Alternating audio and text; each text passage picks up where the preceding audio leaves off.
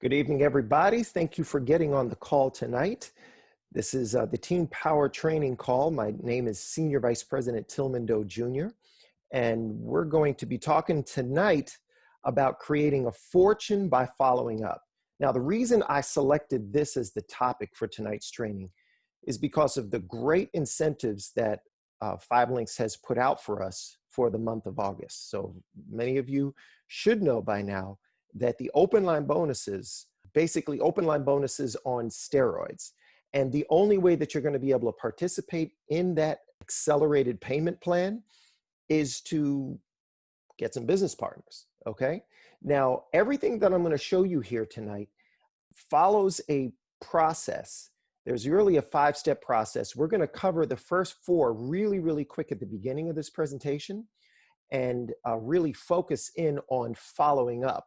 That's the meat of everything. That's the last part of the 5-part series here. So we're going to cover the first 4 quickly and then get into the meat, which is the following up. Okay? So here we go. Now, step 1 in recruiting somebody is basically going through what's called a success checklist. Now, part of the success checklist sounds pretty obvious, but it's important to reiterate here. So yeah, as you can see here on the screen, you want to make sure your breath is in check. Now, I know in the age of COVID, I know that we all have our masks and we're practicing social distancing. That's very important. Very proud of you guys who are doing that. So our breath is somewhat in check because the mask is holding it in place. But keep in mind, we're not going to always be in a COVID situation. At some point, we will beat this thing and we will go back to the point where masks are no longer necessary, okay? But until then, there's no reason why we can't pack a mint or brush our teeth before we go outside. Our breath matters. So make sure that your breath is in check. Second thing, you wanna make sure that you have a clean look. If you notice our model here, Mr. Idris, he doesn't look like he has a suit and tie. He's not dressed to the nines, but he does look clean. You know, his outfit looks like he could have probably bought it at the Gap, but he has nice slacks. He has a nice shirt. He looks professional. And that's important because when people are looking at you, you want to make sure that your representation represents your business, because every time you step out of the house, you're going to meet people, and people is the business that we're in. Now, the next thing is your attitude. Make sure that that's in check, because above and beyond everything else, your attitude is what's going to make people become attracted to you professionally or not. So make sure that's in check. And business cards. Now, this is a kind of give and take kind of thing, because I know that when you hand somebody a business card, they pretty much put it in their wallet, and then over a period of time, their wallet gets full of business cards and then they throw them out. So why give out a business card if somebody's not going to use it? Well, it's because if you don't have one, you don't look professional. So that's the most important thing. When you hand somebody a business card, they see right off the bat that you mean business, and that's important. And then the last is reciprocity. When you give a card, you receive something back. Okay, we're going to cover that in just a second. The second part is that awkward moment. You know, when you meet somebody or you see the opportunity, it's for some of us up in the Northeast, we've been taught when we were kids to stay away from strangers for good reason. But then when we got older and we were old enough to be able to take care of ourselves, nobody ever taught us to actually talk to people. So I get it. Most people in the Northeast are kind of nervous about that kind of stuff.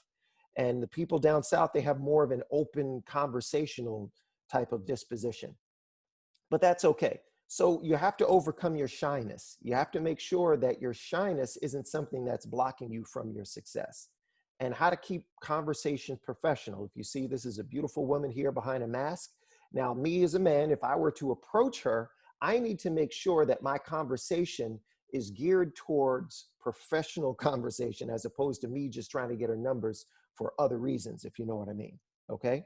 So you must make sure that that keeps in check. Now, the art of the dialogue in the age of COVID is a little different than what we did before. Before, we could have a conversation about pretty much anything, but now everybody is focused on pretty much staying alive and making sure that nobody touches them or breathes on them, sneezes on them, or anything like that. And you can use that to your advantage, okay? And the whole concept of meeting people, the basic concept for that is getting an interview. And the interview is when you're talking to the person over the phone and pretty much introducing what it is that we do, but really finding out what that person's pressure points are. And we'll cover that in just a second. So step 3 is the interview. Whenever you schedule a time with somebody and you pass out your business card and you say that you're going to meet with them, make sure that you're on time. That's extremely important. That's another direct indication of your professionalism. And then ask permission to ask questions. And some of the questions could be, do you have full-time employment? What do you do? What is it that you're looking for in an opportunity? You know, our company has a robust portfolio, not only of products, but the way that we pay you.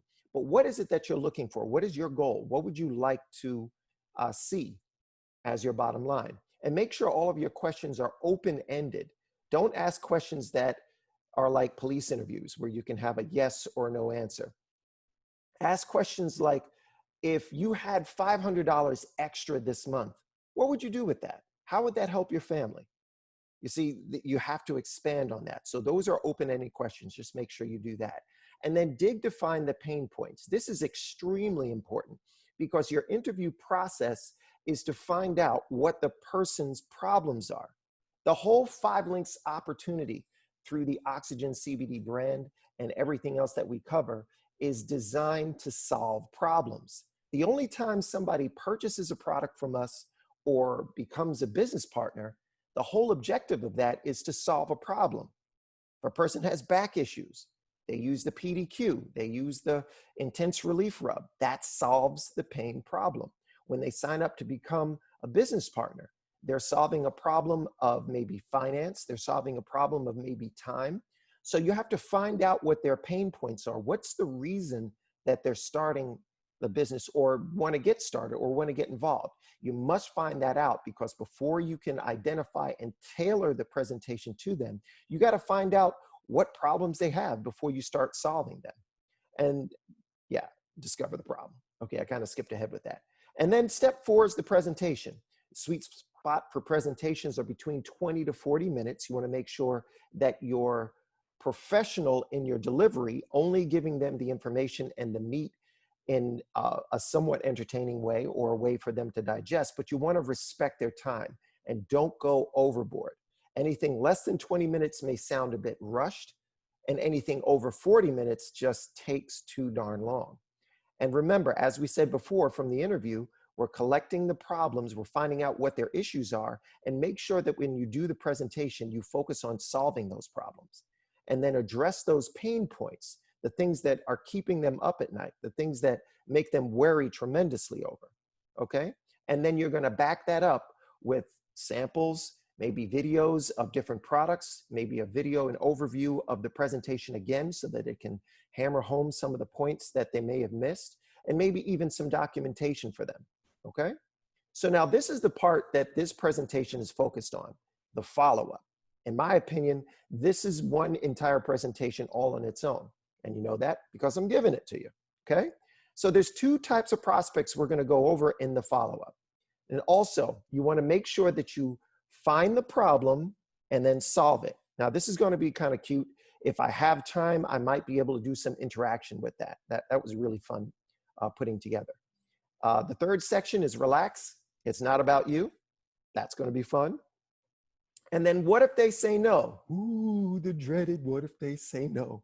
That's one of the things that most people are most scared of when they make phone calls, is they're scared that the person will say no. We'll cover that too. And then we'll give you a bonus, which is called the automatic follow-up. Now, I love this. This is crazy good, because when I first learned about this, I actually learned about this years ago and completely forgot about it. When I went over my notes to put this program together, I ran into that and I was like, wow, I can't believe I forgot about this. I need to incorporate this. So the automatic follow-up is awesome, because it's a way to deal with pretty much creating an automatic reminder in people's subconscious minds. It's crazy, but we'll see. We'll get to it, okay? So now, let's talk about the 2 types of prospects. And as we know, whenever we deliver a presentation, the person will either fall into one of two categories. Either they sign up on the spot, and we all love those, or they just don't.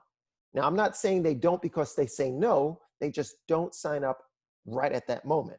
They may say, I have to think about it. They may say, I have to ask my wife or talk to my, pray on it, talk to my dog or whatever, okay? Whatever the reason, any reason that they give you other than signing up on the spot, that's what that other section is.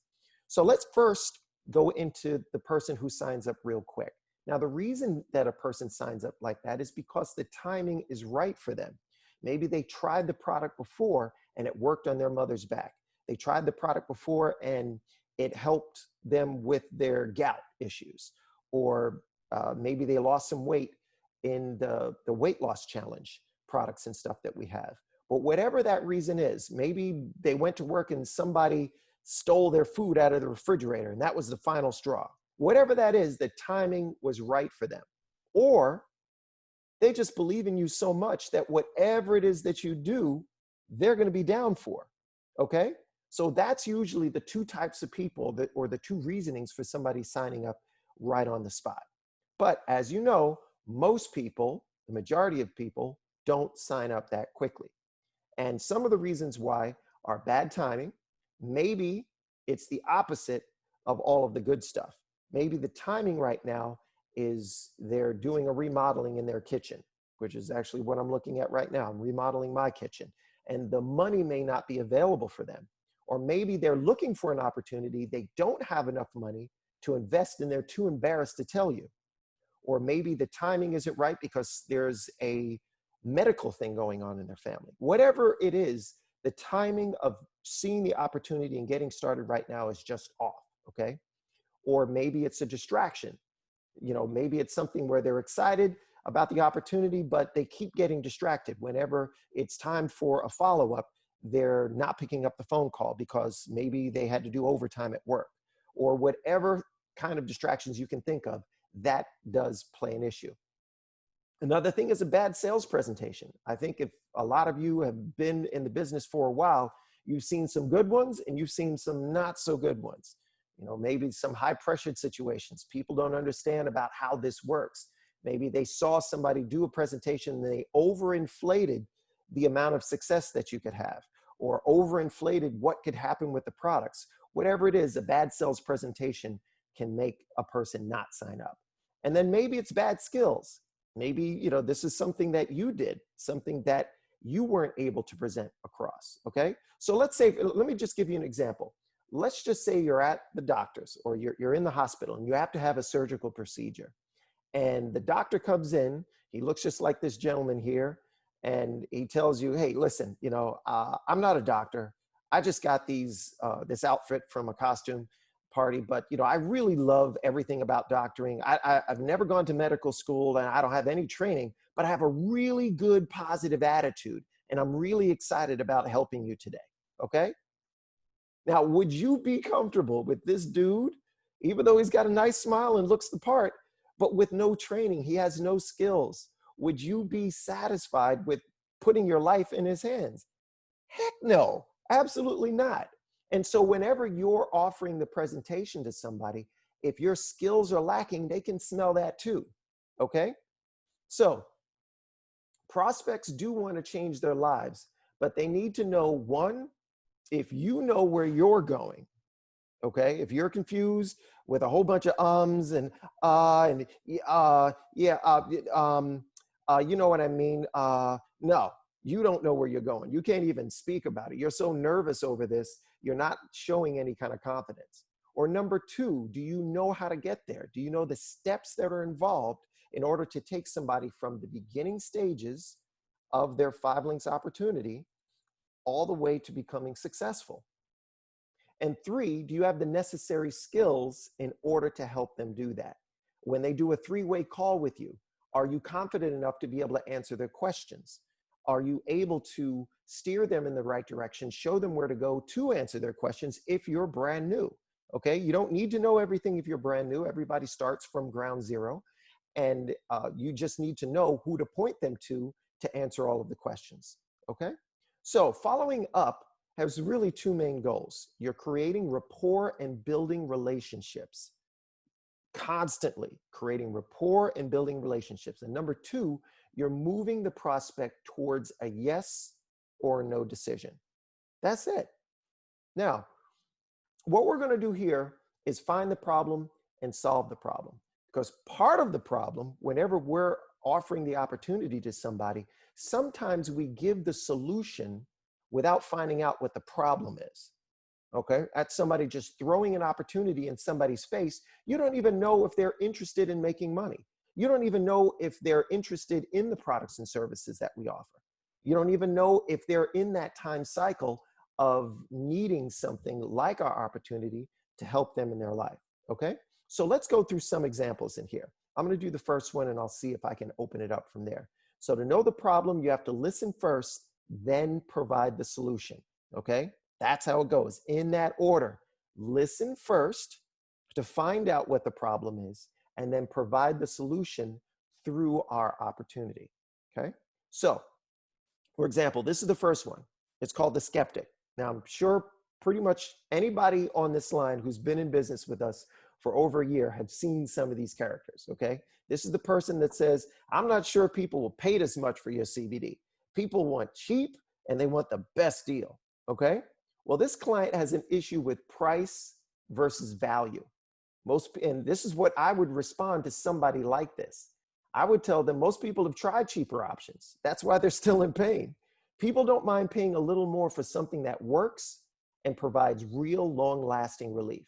Let me prove it. And then I would give them a sample to back up my statements, okay? It's hard for somebody to be a skeptic when they see the product working for them. I'll give you an example. There was a guy that I did a presentation for at a BOM in Newark. And he was, oh my goodness, he just had that look on his face that was just like, look, somebody forced me here. I don't want to be here. I'm hungry. I'm tired. Hurry up and finish the presentation so I can go home. He had that kind of look on his face. And when we talked about PDQ and how quickly it would work, I saw him rubbing his knees during the presentation. And I went over to him and I said, hey, listen, I can see that, it looks like you're in a little bit of pain here. Try this PDQ spray. Just go into the bathroom over there, spray it on your knee or wherever your pain is, and then come back and tell me what you think, okay? And this is in the middle of the presentation. Really what I wanted him to do was just to kind of get out of my face a little bit so I can recharge my spirit, because he was a real drain on my spirit. And then when he came back, he had this expression on his face like he looked like he saw a ghost. And I asked him, I said, hey, you good? What's, how do you feel? And he's like, I feel good. I feel good. I'm like, well, yeah, you're supposed to. And he goes, no, you don't understand. I fell off the roof yesterday and landed on my forearms and my knees. And my knees are all scuffed up, buckled, and it was causing me so much pain. I sprayed this on my knees just a second ago, and the pain went away. And I'm thinking maybe it's psychosomatic or it's in my head, but I just don't get it. And that was unbelievable. I love that. I love showing skeptics that this will work whether they believe it or not. CBD works whether you believe it or not, folks. I don't know if you believe it. And then we have the busy executive. This is the person that says, I don't want to mess around with small businesses. I need to focus on real money.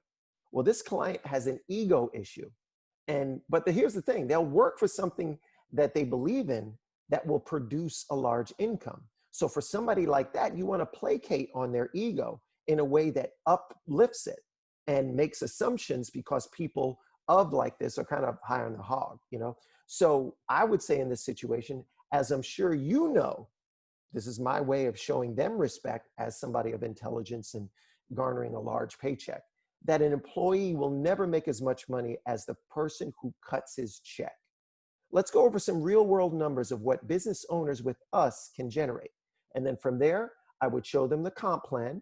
Now, keep in mind, this is where your skill comes in. And if you don't have the skill and the knowledge of knowing how to walk somebody through the comp plan, then you know what you have to do. You have to learn the comp plan and learn how to show somebody the comp plan so they can see the numbers and see how this will work for them. And if that doesn't work, or even if it does work, you want to follow that up with a three-way call. That way you have somebody other than yourself cementing that in. I would suggest do a three-way call with somebody who is considered high up on the food chain. You know, maybe your SVP, your platinum, double platinum, or your diamond, if you have a way to get them on the call. But a three-way call, you want to match power with power, okay? The next is a scared employee. This is the person that says after they see the presentation, I don't know anybody, and I've never done this kind of business before. I don't think this will work for me. Okay, this client wants the benefits of their job, but they lack confidence in trying something different. Okay, and for that person, I would just tell them, listen, keep your full-time job. Add a part-time hustle to this with a full-time mentor who will work with you until you make your first $10,000. Now, I usually say that. That's actually something I rip off and duplicate from Thomas Felder. But what that does is it lets them know, wow, I'm going to have a mentor until I get to $10,000. You know, I can relate to that because I know what I can do with $10,000. I know what 10 grand will do for me. And they're going to work with me until I make that. Well, really, the bottom line is we're going to work with you no matter what until you make your first 10 grand, your first 50 grand, your first 100 grand. But from their perspective, if you give them a solid number of something that they can feel and relate to, they're very excited about that. Okay, so that's the way to circumvent a scared employee. Or how about the financially deprived but still has a job? That's a fancy way of saying somebody who's broke, all right, but still has a job. Okay, so this person says, it sounds great, but I don't have a spare $300 just lying around. Well, this client is scared to invest his money on something that he considers uncertain. So from there, you just have to de-emphasize that uncertainty and just tell them, listen, if $300 is your only obstacle, that's great because sharing this presentation costs you nothing. So let's start with your list and generate the capital that you need in order to get you registered and started with our company. So what you're doing is you're proving concept before he invests any money. And really the value of a person is the amount of people that they can get in front of this presentation. Okay? When you sign a rep, don't be excited on just one representative. Be excited on who that representative is going to open up and introduce you to, because that representative knows hundreds, if not thousands of people that you would have never, ever met. Okay? So harp on that, generate the thing that a person provides most value with, which is that list, and work with them to help generate enough money for them to get started and to capitalize on the volume that they have within their list. Okay? Or how about the jilted MLMer? This is a person that says, I did one of those kind of things a few years ago. It didn't work and I lost my money. Well, this client sees value in the industry, and you know that they see value because they were a representative in another company before, and they're also still watching your presentation. So they see value in the industry, but they don't trust or understand the process that it takes in order to become successful. So for somebody like that, what I would do is I would say, wow, I'm so sorry to hear about that. You know, let me hear your story. Tell me about your experience and let them tell you, let them talk you through it. And then from that conversation, you want to ask, did this happen because you didn't know what to do or wasn't willing to do what you were supposed to do? Okay? So what this really means is when you ask that question, if they didn't know what to do, basically that's a skill set problem. And the issue that they had was they weren't skillful enough to make that previous business work. And then from that point, what I would do is show them all of the opportunities that our company provides to teach, to learn, to educate, talk about the nationals, the online nationals. You can even pull that up on the Facebook website. Talk about, with the Team Power Sunday Night Calls that you guys are on right now, and about the amount of value that they're getting from that.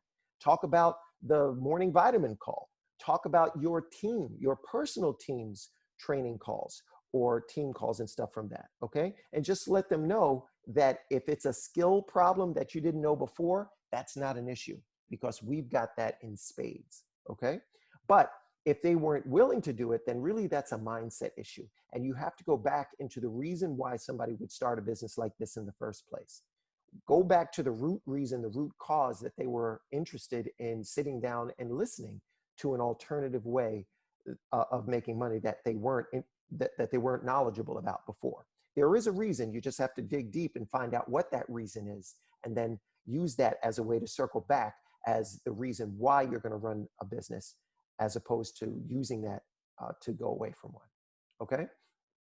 And now here's something that is, I want to consider this kind of like a bonus, but what about the person who's seen the opportunity? They've given you whatever reason, they're excited, I like it, I'll give you a call back, maybe my paycheck comes in 2 weeks or it comes at the end of the month. And then all of a sudden, this person doesn't answer the phone, this person doesn't answer your text, they're completely avoiding you. The young kids call that being ghosted, okay? What gives? What did I do wrong? Well, you didn't really do anything wrong. But this is the process that I personally go through. If you find value in it, you can use it too, okay? So what I do is something that's called a three-way sort. I was taught this years ago. I'm delivering it for you today, okay? The first contact that I have with this person who didn't answer my telephone call is I used to leave messages. Now most people do text. So you can do this as a voice call or a text. So what I do is I say, hey, and then the person's name. This is Tillman. Obviously, you're not going to say Tillman. You're going to say your name, from 5 Links or from Oxygen CBD, whichever way you want to place it, okay? Just following up with you as promised for an opportunity to earn income with our company. Give me a call when you can. I'll be available today until 8:30. Now, the importance of I'll be available until 8:30 is you want to let them know that you have a time limit. Most important people have time limits on when you can call them and when you can't call them. Now, you might be the type of person that'll accept a call all the way up until 11:30. Okay, that's up to you. You put in the time that you feel comfortable for somebody to call you back and have that conversation. Okay, so that's my first contact. The second contact, I'll say, hey, Diana, this is Tillman from 5 Links or from Oxygen CBD. I left a message with you Tuesday or whatever that day was, okay? I look forward to helping you with whatever their issue was. Now remember, the opportunity that we present to somebody is a solution to a problem. We spoke about that before. Now, when you're calling this person back, you darn well better know what their problem is. Otherwise, you don't have a way to help them. Okay, so at that point right there where that underline is that you see on the screen, you insert what their issue was. Okay, so I look forward to helping you with your child's eczema. I look forward to helping you with the issue that you have with your boss. You want to find another alternative? Hey, this is an excellent one. Okay, reach out to me. I'll be available tonight until 9 p.m. All right, or whatever time that you want to put in. That's the second contact. Now, the third and the last time I'm contacting this person. Hey, Michael, this is Tillman from 5 Links or Oxygen CBD. I left a few messages with you on Tuesday. Hope everything's okay with you and your family. Out of respect for your time, this will be my final text or call. The bonuses and mentorship are still available. Call me when the timing is right for you. Talk to you soon. Now, if you notice, I'm doing a few things in this statement here. I'm letting the person know I ain't calling back again, okay? I'm not going to be that kind of person that constantly comes after the person over and over and over. You don't want to do that, because at that point, you then relinquish the power that you have and you give it to them, okay? Everything about this statement that I have here is respectful. There's nothing disrespectful about that, okay? But yet I am still making a stand that I'm not following you anymore. I'm not going to be bothering you, okay? Out of respect for your time, this will be my final text or call. The bonuses and mentorship are still available. This is my way of letting them know, listen, the door is still open, okay? When you call me back, I'll still be here to help you. So call me when the timing is right for you. Talk to you soon. So one of two things are going to happen when you send them something like this or when you leave that voice message. Either the person's going to say, ah, finally, this person's finally getting the hint that I'm not interested, okay? And so good, I'm no longer going to be bothering you. And then the second thing that can happen with this type of statement is the person really does have an issue. Maybe there's an issue going on in their family. Maybe there's a medical issue. That's why I have in that sentence there, hope everything is okay with you and your family. This is my way of saying, maybe there's an issue that I don't know about that you're going through.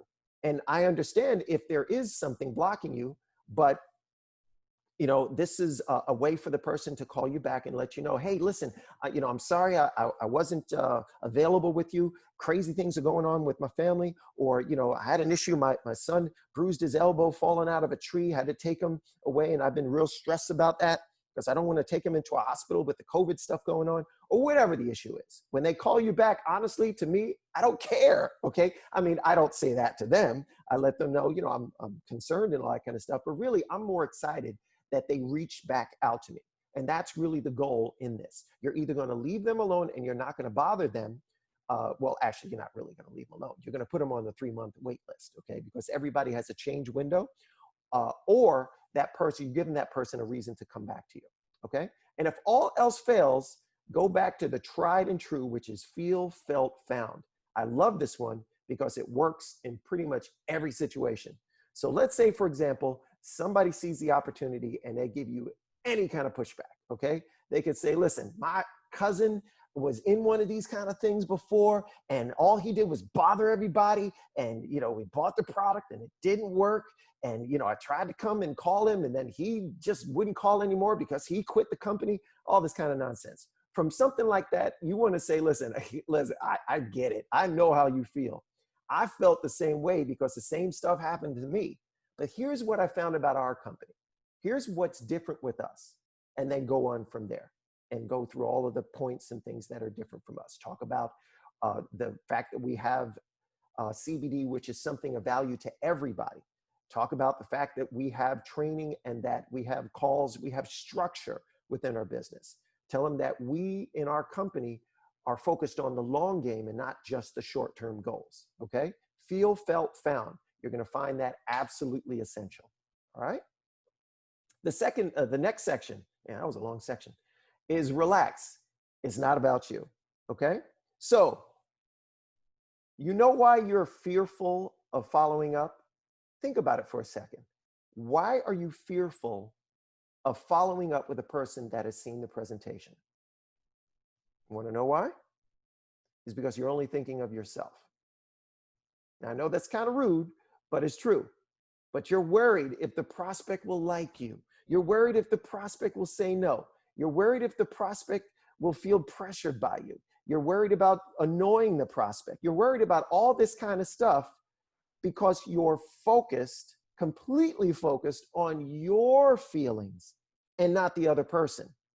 So it's easy to remove the fear by focusing on serving your prospect as opposed to focusing in on you, okay? Focus on your prospect. That's where your focus should be. And when that happens, you're going to find that your anxiety on reaching out to them is greatly diminished. So you can try this mental exercise before you make your calls. I'm a big believer in self-talk, okay?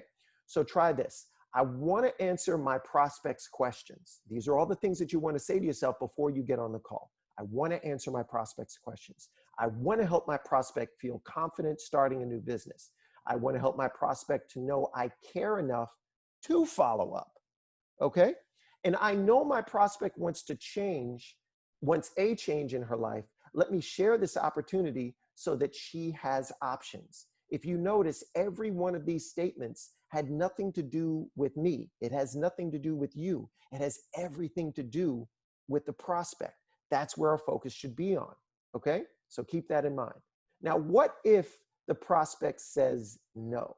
And that's the dreaded thing that everybody dreads. What if they say no? I am completely not interested in this business or these products. I'm just not interested at all, okay? So this is what you're gonna say. Say this. I understand.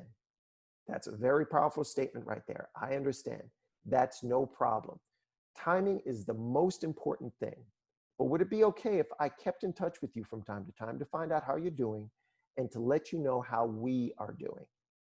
It's very hard for somebody to hear a statement like that and actually give a negative response to that. 100% of the time that I've ever said this to somebody, they've always said, yeah, sure, okay? This is one way for you to respect the other person's answer and not to give them a high-pressured situation or put them in a situation that makes them feel uncomfortable. The person said no. respect it. But keep in mind, no doesn't always mean no. It just means no right now.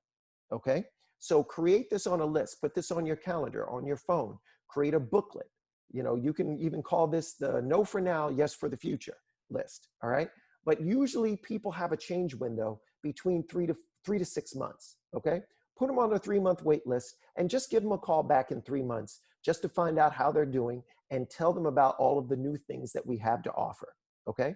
Because within 3 months, we typically come out with new products. Okay. So use that as a way to reach back out to them. And they've given you permission for that. So call back in 3 months. Now, the automatic follow-up. This will be the last part of the training tonight. And I love it because it's a psychological way to plant a seed in people's heads that will always remind them of their situation. Now, remember, every time we give a presentation, we must first do that interview to find out what the person's pain points are, to find out what the person's issues are, to find out what the person's problem is, because the presentation solves problems. The product solves problems, but you must find out what that problem is. And then when you do, you can use the automatic follow-up process to help the person remember you even when you're not calling them, even when you're not speaking to them. Okay? So let's say, for example, well, really the technical term for this is called planting a word picture. Okay? So just keep that in mind. It's called planting a word picture. It's a great psychological hack. You're going to love it. All right? So when a person wants to think it over, ask them to do you one favor. You're going to ask them tomorrow morning when you wake up to go to work and you get in your car, your train, your bus, just ask yourself this question. Now, obviously, keep in mind, we're in COVID and stuff like that, so a lot of people aren't going to work. So you can supplement this with any one of the problems that you know that they're going through, okay? So do I really want to get up and leave my family at 7 a.m. to fight traffic and commute? Or is this the car of my dreams? You're going to ask them to think that for themselves. And what's going to happen is, even if they don't want to, psychologically, that's going to pop up because you've already planted it into their subconscious, okay? So let's say, for example, it's an issue with somebody who has back pain, but yet they don't want to order any of your oxygen products. And say, listen, that's okay. But could you do me just one favor?